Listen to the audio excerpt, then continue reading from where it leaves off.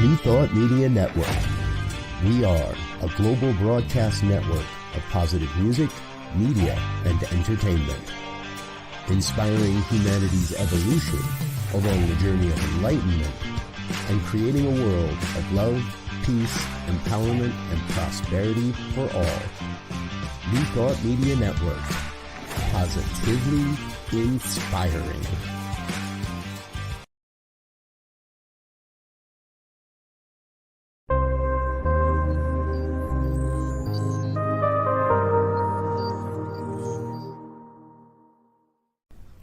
New Thought Media Network.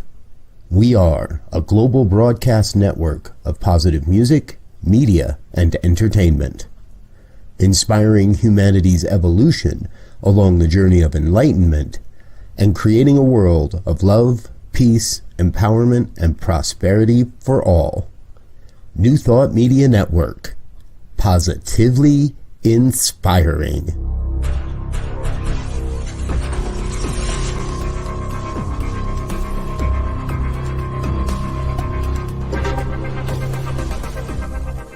Live from a secure concrete bunker somewhere in Ohio, New Thought Media Network presents Pastor Michael Mangus with Friday's Fireside Chat, spiritual conversation for today. Here he is from the secret radio room, surrounded by thousands of watts, Pastor Michael Mangus. And a very pleasant Friday evening to you. This is Reverend Michael Mangus, and I am broadcasting on a pre-recorded program. So please feel free to leave your comments in the chat. I'll read them later. I have several commitments this evening, so I thought that I would do a special program just for you from the secret concrete bunker. So no news tonight, no guest. It's just me. And I want to talk tonight about a topic that is the elephant in the room in New Thought circles. And the topic is New Thought Christian? Is New Thought Christian? Interesting topic. So let me start this evening with a story. So I was assisting with the video stream at a conference, and an interesting occurrence happened during one of the sessions.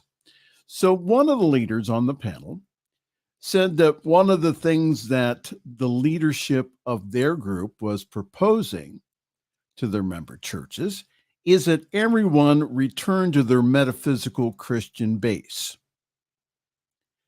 So during the question and answer period, a minister rushed to the front of the stage to say, "I wish we would stop discussing this. My two Jewish members would leave if they think that this was Christian." So that got me thinking. Over the years, I have discovered the answer to the question, is New Thought, specifically the science of mind, of the Christian religion? Now, the answer will probably not surprise most of you. My concern, though, is this, and the reason I bring this topic up is because this seems to be a very sore point among many people at our centers and also our study groups. My concern here is that when this question is brought up, there seems to be plenty of emotional reaction around it.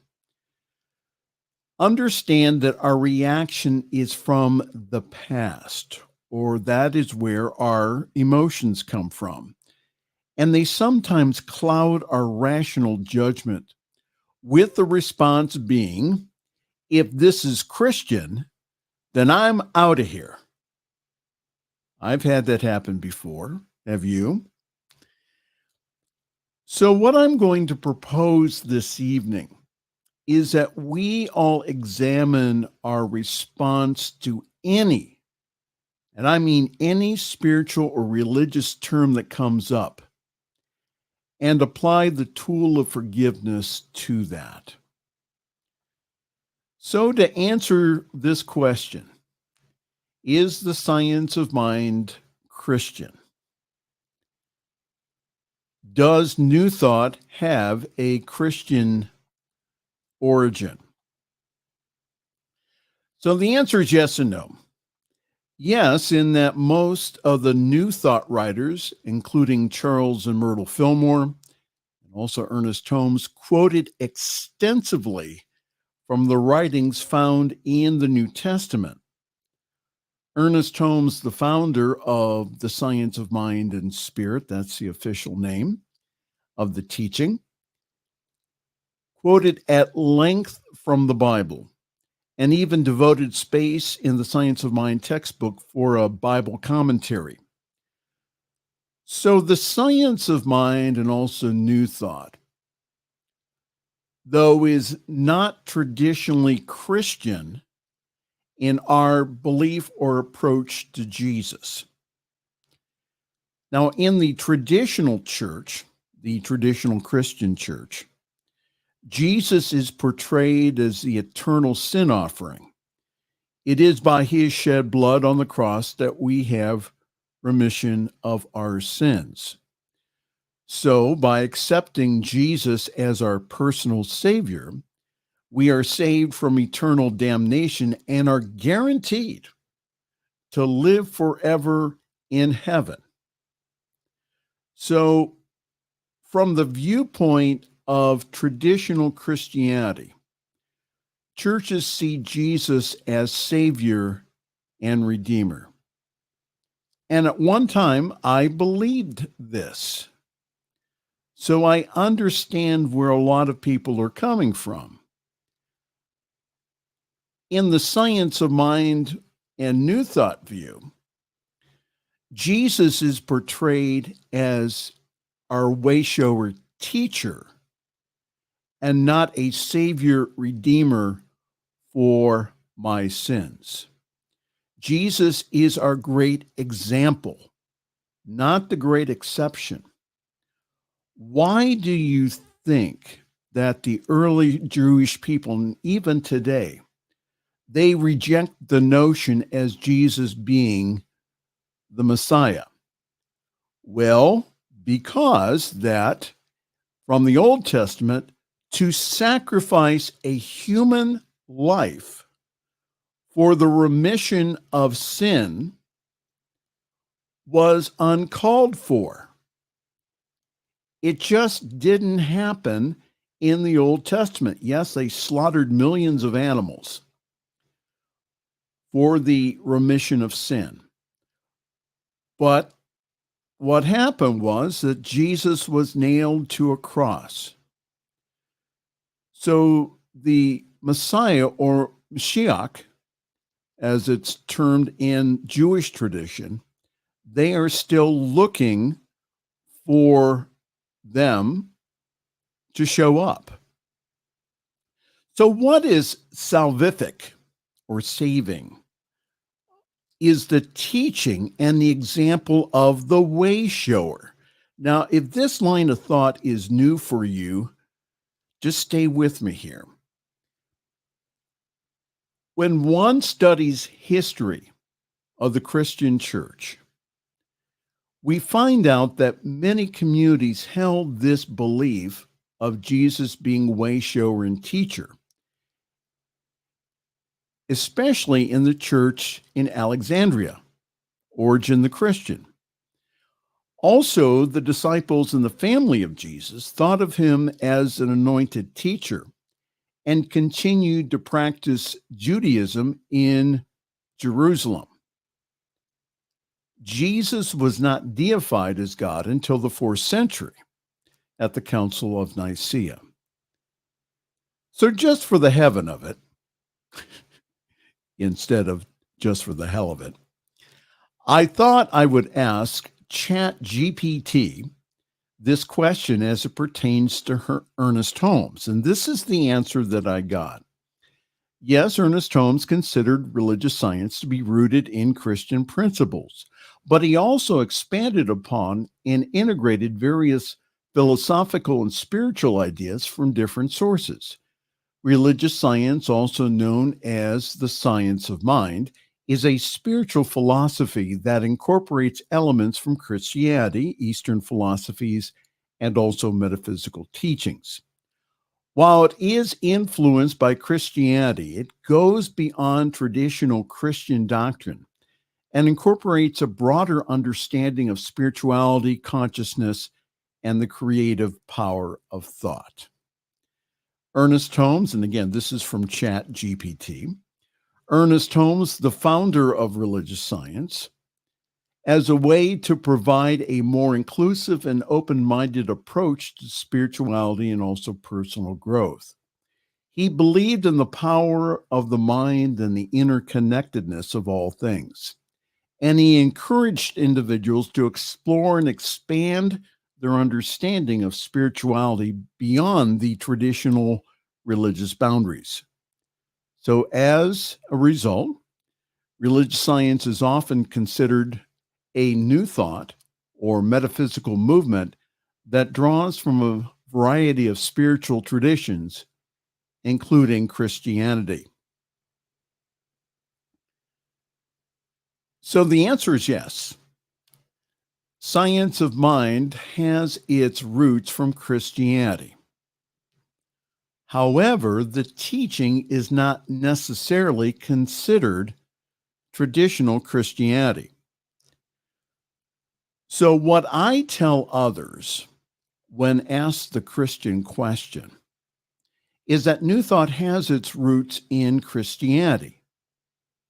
However, we teach spiritual principles that are common in all religions. Reverend Josh Reeves from Mile High Church said at the last CSL convention that yes, religious science was Christian, and that you don't have to be a Christian to practice it. Where do you think the law of attraction came from?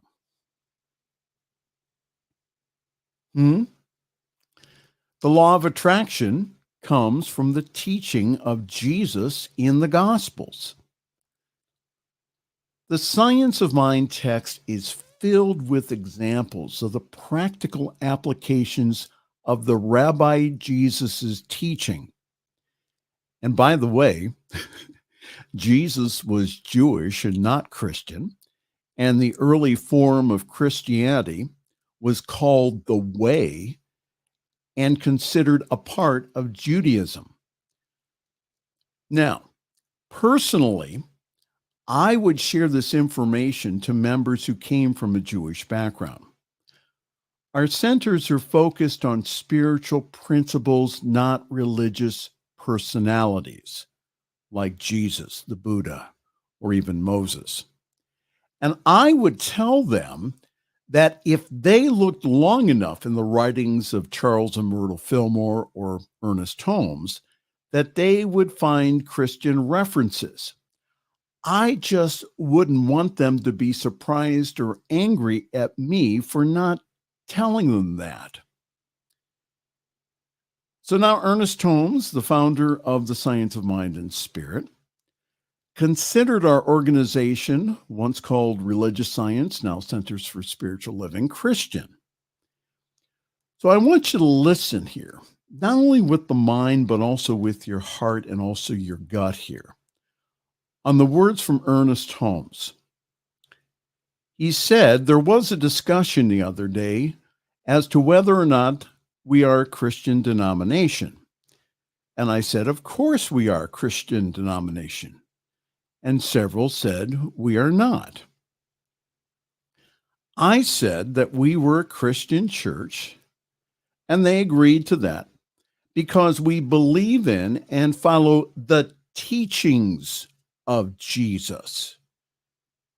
We follow the teachings of Jesus, the greatest of all Jewish prophets. Ernest Holmes continues, I have been waiting for some years for something like this to come up in our movement, merely to clarify it, because I have never once imposed a personal opinion about our church movement.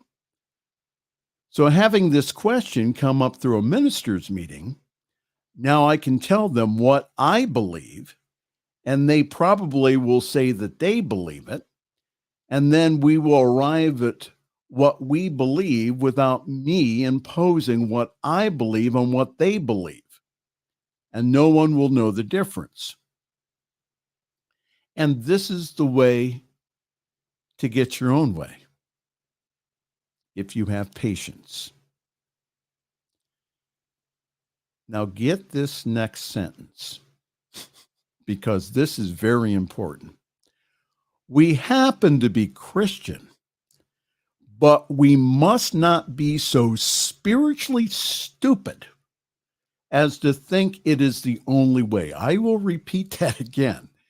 We happen to be Christians, but we must not be so spiritually stupid, the words of Ernest Holmes, as to think that it is the only way.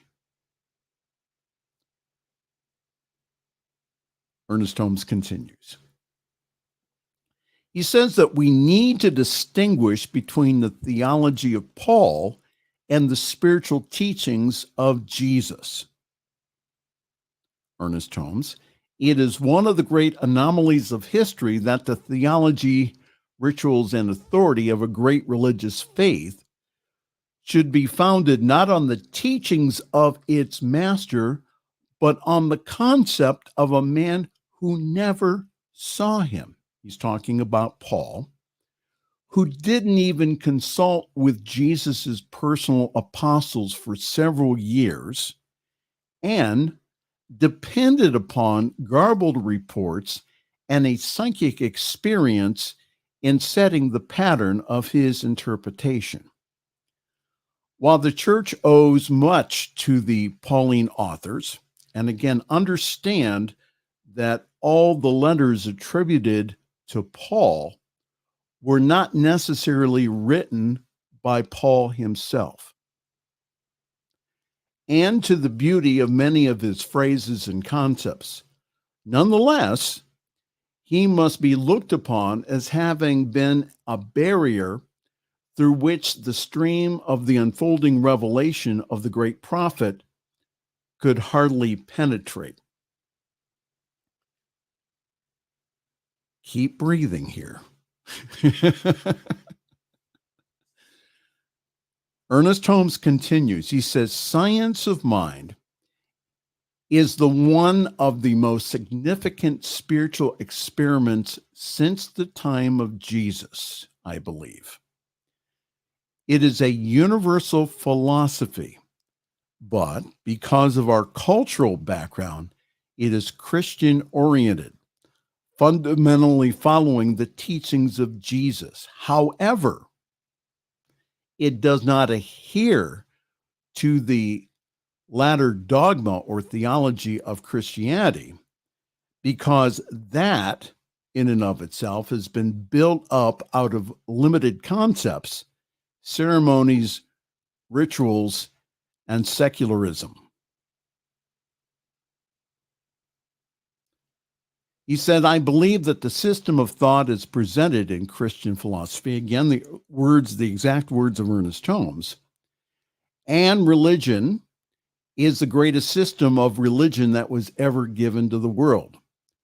But I am equally convinced that every other system has much to contribute to those concepts. The system of Christianity is the last of the great religious thought that has been given to the world. It is strange to think of that, since it was a couple of thousands of years ago. But the others were prior to it. Unfortunately, that he excluded Islam. That's my comments. But personally, the words of Ernest Holmes, I do believe that Christianity is a much better religious philosophy than the other religion and also religious philosophies. I like the concept, now get this, of the remission of sin because it provides a psychological release.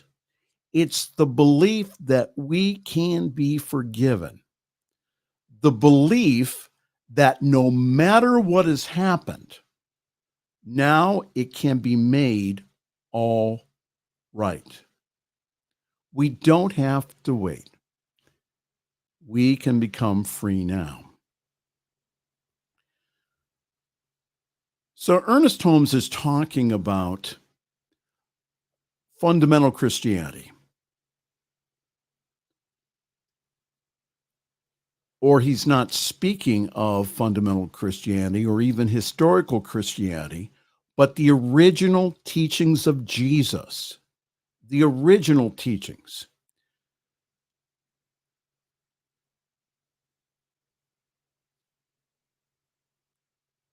So Ernest Holmes continues. He says, to become a good Christian, we have to be healed of Christianity. Isn't that interesting? To be healed of Christianity means to see the divinity in everyone, to transcend the thought of most human experience, to get above the sin and the sinner, the mistake and its consequence, the law of karma and also its fate, the law of the necessity of rebirth, the pair of opposites, horoscopes, number scopes, phrenology, that's bumps on the head, and palmistry. Then what happens? We are automatically members of every man and woman's church. Isn't that interesting? Again, everybody, the words of Ernest Holmes, Buddhist, Confucianist, Mohammedan, pagan, and Christian. We all partake of the same divine life, and each one of us has the road that he has built to get to that place where they call good. And again, this is important here. Then we will be able to worship with everyone, to understand everyone, to see beneath the surface to that eternal reality. Then we shall be able to more completely awaken the divinity that is latent within all of us. How wonderful. Again, the words of Ernest Holmes. He says, I happen to be born in the Christian faith, and some of you may have been born to the synagogue. You don't have to leave it. Some of you may have been born Catholic or Presbyterian, and there is nothing wrong with either one. We don't say that religious science is something that you look at and drop dead. It has much to contribute to every man and woman's religion. It is free of fear, and it knows that there isn't any hell. So Holmes was sharing with the ministers at that time that he thought that we were Christian, but without all of the dogma. And Holmes thought of us as a universal teaching that could be accepted by all. The challenge was this, that when individuals would go back to their churches, that the clergy and members thought that they weren't Christian. My world religion teacher at Holmes Institute thought that the science of mind was more Hindu than Christian. And currently, most of the CSLs teach spiritual principles without explaining from where they came from. Unlike Unity and also the Universal Foundation for Better Living, that's the Johnny Coleman organization, that focus on a metaphysical interpretation of the Bible. So my experience and concern is this. If we have emotional reactions from the past experiences with Christianity, with the church, with Jesus, with God, or someone reads a passage from the Bible and you have a negative reaction, the usual reaction is that this is not for me, and then they leave. What I'm sharing with you today is there is another way. The teaching today is that part of the spiritual path is using our reactions to find the places in us that need to be healed. And as you heard from Ernest Holmes, his outcome for all of us is to be at peace with all religious and spiritual thought, that we can feel at home wherever we are, either in a Christian church or a Jewish synagogue or a Hindu temple. Now, I identify myself as a New Thought Christian. And in some circles, I have been told that that is wrong. And that individuals have told me that if this is Christian, then I want no part of it. I want to tell those individuals to get out your Science of Mind textbook. Where do you think all of those principles originally came from? And that if you take a look at the Science of Mind study course, which is available, there's the Science of Mind archives and also Amazon. If you take a look at that, you will find again that Holmes not only quotes from the Christian religion or the Judeo-Christian religion, but he also quotes from Taoism. He also quotes from Islam. He quotes from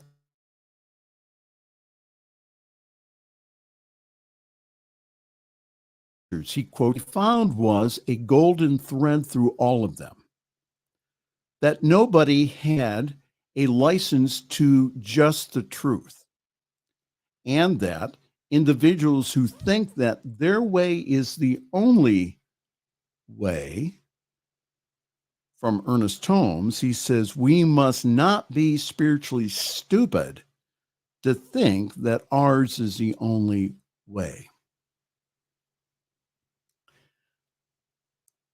So what is the answer here? The answer here is forgiveness. And from the Gospel of Mark, the 11th chapter from the New Testament, we read this: have faith in God, Jesus said to them. Truly I say to you that if anyone says to this mountain, be lifted up and thrown into the sea, and has no doubt in his or her heart, but believe that it will happen, it will be done for them.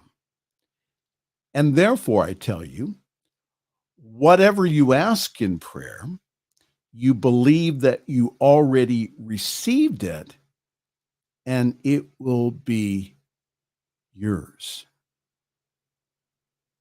And verse 25 said this: when you stand to pray, if you hold anything against another, forgive it, so that your Father in heaven will forgive your trespasses as well. So the master teacher is giving us the great formula for answered prayer. And it doesn't matter what religion you are. Have faith, believe that it will happen, and believe that you've already received it. Simple, huh? However, before we are to do that, we are to forgive everyone. so that we do not block the spiritual power that's flowing through us. And so that's why I'm sharing this message here on our network tonight. Because what I'm talking about is advanced spirituality. It's more than just change your thinking and change your life, but it is based upon that. So what I highly suggest is for you to notice your emotional triggers, to feel the feelings associated with that thought and release the reaction by forgiving everyone and everything. Everyone, everything. Yes. A part of my healing has been forgiving those in my past of transgressions in the church. And unfortunately, some of those transgressions came through people who are associated and or ministers in the science of mind. So what I needed to do was this, is to take a look at my own consciousness. Not that I was to blame for it, but to take a look at my own consciousness and say, okay, what is my part in this? And I have found great freedom in forgiving everyone, in forgiving the Catholic Church for past hurts, for forgiving ministers of even our own movement for their mistaken behavior towards me.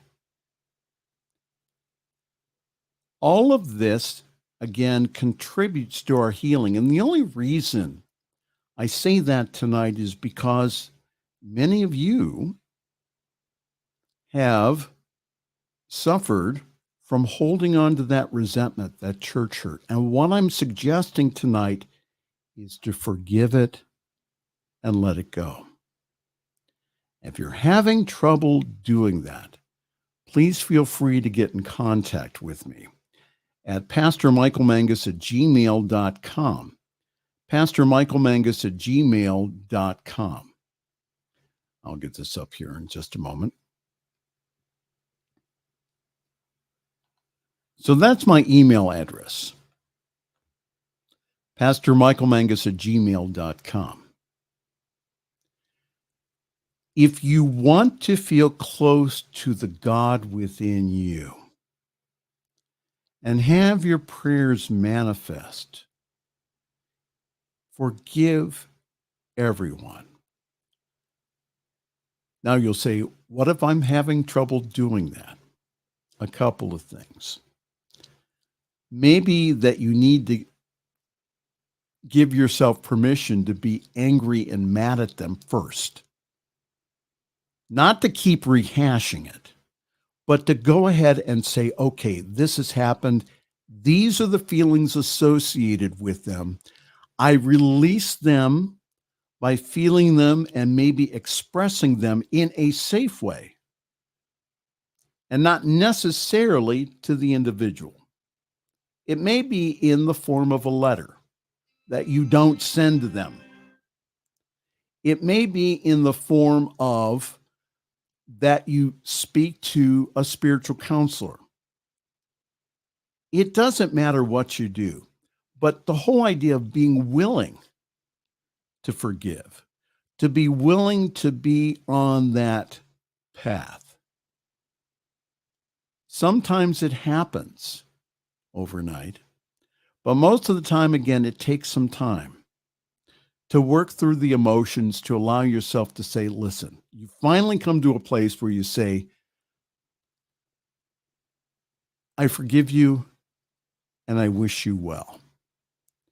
If you're having challenges doing that, please get with a minister.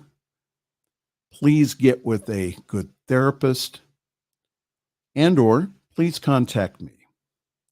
would love to assist you in healing that within you. So I hope this evening, and wherever that you're watching this and whenever, I hope that that answers the question. That we at our centers, we teach spiritual principles that were first discovered by the founders in Christianity, but it was also echoed in their studies of other religious thought. Ernest Holmes, the founder of Science of Mind and Spirit, taught about the golden thread that is through all the major religions.